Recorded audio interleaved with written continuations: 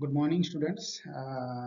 Here is Abhiram Pradhan, your electronics measurement measuring instrument teachers. Now today we are going to discuss about the cathode ray oscilloscope. I think in the previous classes I have told you something about the cathode ray oscilloscope. Cathode ray oscilloscope. It's an oscilloscope in the lab. You also have seen it that in the oscilloscope there is a screen, there are probes, so many things you have seen there. I have shown you so how it works. But now theory part of last class you have asked me that sir, how the signal is coming in the pictorial form. Actually cathode ray oscilloscope was designed for that only purpose, to visualize a electrical signal. तो electrical signal को visualise करने के लिए we have designed it. So but cathode ray oscilloscope, its main component is there CRT. That means cathode ray tube. The main component, heart of the component, heart of the cathode ray oscilloscope is the CRT, cathode ray tube. Today we will see about the cathode ray tube. So the diagram I am showing here, mark that. Uh, the cathode ray tube here, and briefly today we will discuss here the cathode ray tube is that cathode ray tube का जो briefly हम लोग discussion करेंगे, that a simple diagram I have shown in your screen. उधर देखो, mark करो. एक चीजें है, this is the CRT. This is the CRT, and CRT, and that part is the screen where in the laboratory you have seen the signal.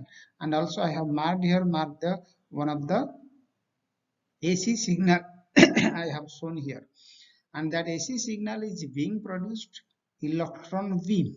That where the okay, we are approaching here top to bottom.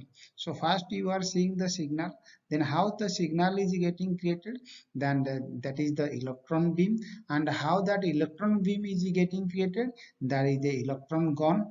But electron gun and electron beam, उसके अंदर भी वो inside that, in between them there are so many systems. That system is marked that there are two plates, there are set of two plates. These plates are called as a deflection plate system. Deflection system. Why deflection system is required? In order, why it is required? Now, in order to focus the beam as per the signal. नहीं तो क्या होगा, अगर if the suppose if you ask that why deflection system, if not deflection system, then what will happen? Then the signal will come from the electron gun and strike at the middle point, and you will see only one point, not a signal. So deflection system plays a very vital role here. Now again question happens that how deflection system works. Yes, we'll go for that. But CRT में तुम लोग को mark करो, that outlining part, it is a evacuated glass plate. Evacuated मतलब क्या है ना, it is a evacuated का मतलब क्या है ना, inside that glass no air is present, it is a vacuum. So this is called as evacuated. Then deflection system में एक है horizontal deflection, देखो मार्क करो, इधर H लिखा हुआ है, इधर V लिखा हुआ है. So vertical deflection system, horizontal system. If you mark that, so this is horizontal deflection system, इस तरह का रहता है. Then vertical deflection इस तरह का, and इसी बीच में क्या रहता है ना, that electron gun is present inside that.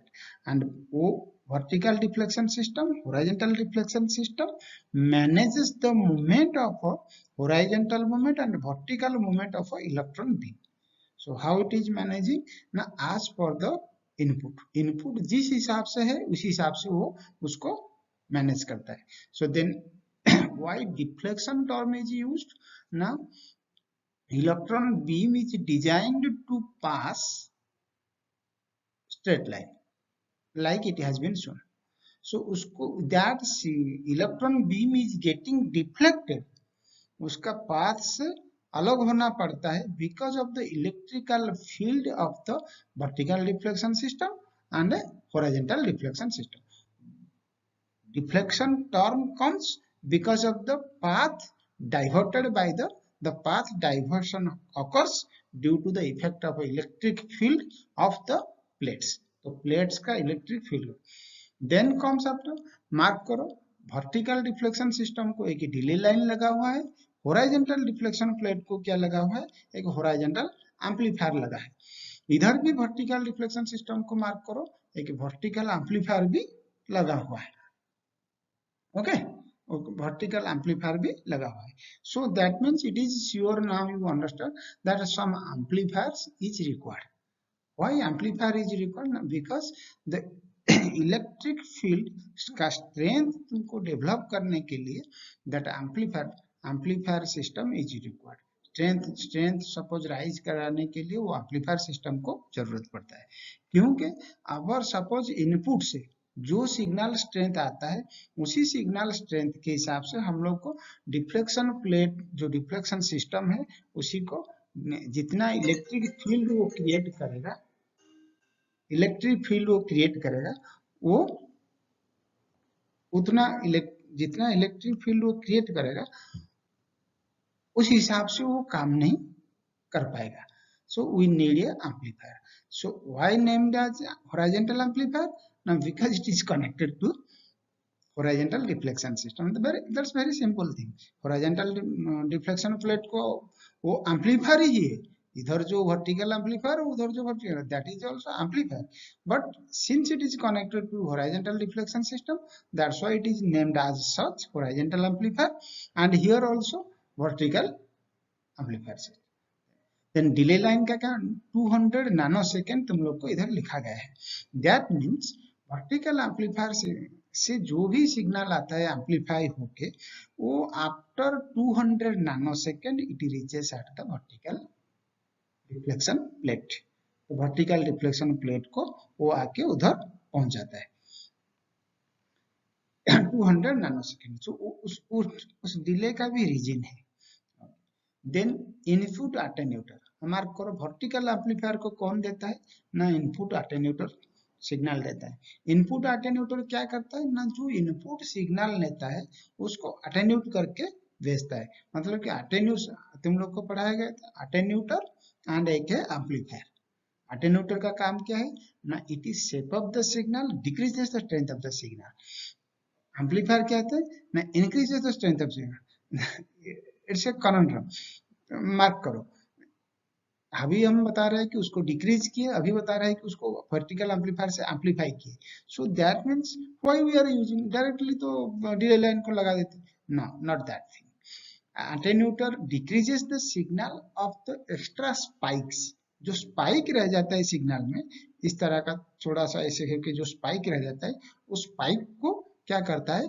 हटा देता है. मतलब सिग्नल को सीजनिंग किया जाता है. जैसे वुड सीजनिंग तुम लोग को पता है, बस जिस तरह का ये सिग्नल को सीजनिंग करता है. मतलब कि कुछ स्पाइक रह जाता है, कुछ इधर उधर का सिग्नल जो साइड बैंड्स रह जाता है उसी को वो, और नॉइज रह जाता है उसी को वो मिनिमाइज कर देता है.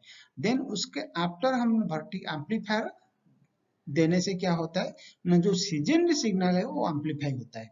इफ अटेन्यूटर यूज नहीं किया जाता है और डायरेक्टली वर्टिकल एम्पलीफायर को हम दे देते हैं. If input signal it's a natural occurring signal suppose आ रहा है, उसमें स्पाइक है और वो एम्पलीफायर के थ्रू में चला गया, so that will create a havoc. That means it will create the disaster. Because why? Now because all the equipments are the electronics component. We need some low amount of a voltage, low voltage supply we require. Here I will show you I will say about you the low voltage and high voltage HV supply and LV supply. तो ये जो all the circuit को mark करो, low voltage supply हम लोग को requirement है because of the electronics parts. So if there is spikes, then you fed it into the vertical amplifier, then vertical amplifier will raise the spikes again, and which will damage all the circuits. So that's why for the Safety purpose, it is mandatory in electronic instrument design that attenuator first. Whenever input signal comes, natural input signal comes, attenuator first, then after we go for the amplifier. Okay, so amplifier गया है, delay line गया है, तुम लोग को समझ में थोड़ा थोड़ा आ रहा है. देन देखो ये HV supply and LV supply. HV supply and HV supply क्या है? एचवी मतलब हाई वोल्टेज, ये low voltage supply. CRT and to all circuits. ये ऑल सर्किट मतलब ये horizontal reflection system, vertical reflection system में जितने सारे सर्किट ये सबको क्या जाता है? ये सबको जाता है तुम लोग का लो वोल्टेज सप्लाई. व्हाई? ना because of why? Yes, because of the electronic circuits, because you know that electronics parts are very electronics parts जो है वो वेरी लो वोल्टेज सप्लाई को बियर कर सकता है. कैपेसिटेंस, उसको कैपेसिटी जो है it can bear up to maximum to maximum 10 volt 15 volt maximum वो बियर कर सकता है. So that's why we need. यहीं पे देखो मार्क करो, एचवी सप्लाई किसी को होता है ना, सीआरटी. ये जो इलेक्ट्रॉन गन है इधर इधर ना, ये मैंने तुम लोग को सिंपल डायग्राम बताया, उसके अंदर बहुत सारे कंपोनेंट है जो हाई वोल्टेज रिक्वायर है. तो वहीं पे जाता है क्या ना, वो सीआरटी ये वाला चीज है. मैंने बताया था ना तुम लोग को सीआरओ एंड सीआरटी में फर्क क्या है ना. CRO is a combination of CRT and all the additional circuitries. This is called as a CRO and CRT is this cathode ray tube. ये जैसे दिख रहा है, ये ट्यूब को है CRT. तो ये देखो CRT को ही हाई वोल्टेज सप्लाई जाता है, वहां पे बहुत हेवी वोल्टेज का रिक्वायरमेंट रहता है. देन मार्क करो इधर हॉरिजॉन्टल डिफ्लेक्शन प्लेट को हॉरिजॉन्टल एम्पलीफायर है. हॉरिजॉन्टल एम्पलीफायर क्या करता है? वही एम्पलीफायर जो करता है, एम्पलीफायर क्या करता है ना, एम्पलीफायर एम्पलीफाइज द सिग्नल्स. वो क्या देता है ना, हॉरिजॉन्टल डिफ्लेक्शन प्लेट को. अगेन भी सेम क्वेश्चन आ सकता है, जे सेम क्वेश्चन आ सकता है, व्हाई एम्पलीफायर ना, why not direct signal? Yes, anyone can. Why not direct signal? Direct signal के लिए, डायरेक्ट सिग्नल अगर जाता है, वो जो डिफ्लेक्शन प्लेट में इतना इफेक्टिव इलेक्ट्रिक फील्ड क्रिएट नहीं कर पाता है, that which will be sufficient for deflecting the electron beam. Electron beam को डिफ्लेक्ट करने के लिए इट्स रिक्वायर्स ए लेवल, ये स्ट्रेंथ, एक लेवल तक वो इलेक्ट्रिकल फील्ड जो है उसको वो स्ट्रेंथ जरूरत है. And that strength can not be provided by the natural signals directly. If you apply it the horizontal, it has to go through a amplifier, because amplifier उसका strength को बढ़ा के वो इलेक्ट्रिक फील्ड स्ट्रेंथ जो है develop होगा deflection plate में, horizontal deflection plate में, वहीं पे वो जाके काम करेगा. Okay, then horizontal deflection plate amplifier को एक सिग्नल दिया गया है टाइम बेस्ड जनरेटर से. टाइम बेस्ड जनरेटर क्या है? नथिंग, उसका नाम तक जाओ, generator. What is that generator? No that generator is generating the signal. Basically what is generator? ना generator which generates the signal. time based generator मतलब क्या है ना, एक पर्टिकुलर पीरियड ऑफ सिग्नल वो जनरेट करता है. टाइम बेस्ड जनरेटर इसी का ही नाम है. हाँ, एक सिग्नल देता है जिसका एक पर्टिकुलर फ्रीक्वेंसी और टाइम पीरियड रहता है. So that is the time based generator. Then trigger circuit. What is the trigger circuit? Yes, anyone? Trigger circuit क्या है? बंदूक का ट्रिगर दिखे है ना तुम लोग? नहीं, ट्रिगर, ट्रिगर सर्किट दिखे नहीं? बंदूक का ट्रिगर, अरे टॉय वाला बंदूक का ट्रिगर नहीं है. टॉय वाला जो बंदूक का जो ट्रिगर है, वही ट्रिगर सर्किट में क्या है, ट्रिगर है. ट्रिगर क्या करता है? इनिशिएट्स, इनिशिएट करता है. तो ये ट्रिगर सर्किट भी वही है. वो क्या करता है ना, to give a pulse which initiates the time based generator. इसके अंदर क्या है वो सब हम पढ़ेंगे, बट अभी तक के लिए मैं जो ट्रिगर का काम बता देता हूँ. ट्रिगर क्या करता है ना, जो उसका जो पार्ट्स है इसमें ट्रिगर जैसे ही बंदूक का ट्रिगर है वो भी ट्रिगर सर्किट है। That circuit is provides a initiating pulse to time based generator who is on and finding that pulse from the trigger circuit, the time based generator works. The time based generator works means what it will do? Now it will produce signal, generates signal, and which will go through the horizontal amplifier, and that signal in the amplifier will be amplified and it will go to the horizontal deflection plate. And ये सारे चीजें है क्या है ना, ये सब क्या करता है ना, वो डिफ्लेक्शन प्लेट को ही इलेक्ट्रिक फील्ड देने के लिए ये सब काम करते हैं।